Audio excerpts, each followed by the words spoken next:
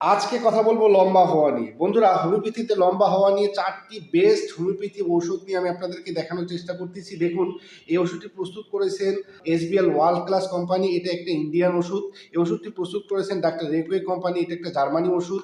এবং এই ওষুধটি প্রস্তুত করেছেন পাকিস্তানি কেন্ট কোম্পানি। ওষুধটি একটি পাকিস্তানি ড্রপ এবং এই ওষুধটি হচ্ছে একটা সিলেক্টেড পোটেন্সি। এই ৪টা ওষুধ যদি আপনি নিয়মিত ৩ থেকে ৬ মাস সেবন করতে পারেন, তাহলে আমি আপনাকে বলতেছি, যদি আপনার অন্যান্য কোনো শারীরিক সমস্যা না থাকে, যে সমস্যার কারণে আপনি মূলত লম্বা হচ্ছেন না, এরকম যদি কোনো সমস্যা না থাকে, তাহলে আপনার এই ওষুধগুলোর মাধ্যমেই আপনি ২ থেকে ২.৫ ইঞ্চি পরিমাণ লম্বা হবেন মাত্র ৩ থেকে ৬ মাস ওষুধগুলো সেবন করার মাধ্যমে।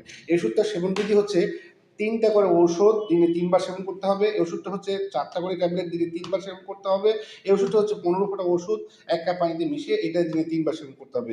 এবং এই ওষুধটা হচ্ছে একটা সিলেক্টেড পোটেন্সি। এই ওষুধটা হতে পারে ব্রাইটা কার্ব, হতে পারে ক্যালকিনি কার্ব, হতে পারে থুজা, হতে পারে মেড্রোনিয়াম, হতে পারে।